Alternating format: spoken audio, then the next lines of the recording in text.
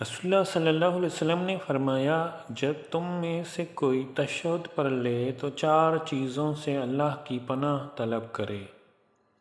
اے اللہ، میں جہنم کے عذاب سے اور قبر کے عذاب سے اور زندگی اور موت میں آزمائش سے اور مسیح دجال کے فتنے کے شر سے تیری پناہ میں آتا ہوں۔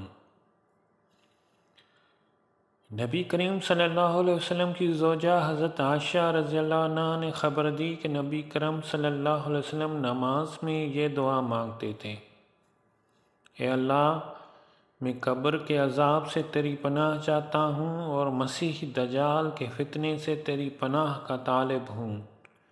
میں زندگی اور موت کے فتنے سے تیری پناہ مانگتا ہوں۔ اے اللہ، میں گناہ اور قرض میں پھنس جانے سے تیری پناہ چاہتا ہوں۔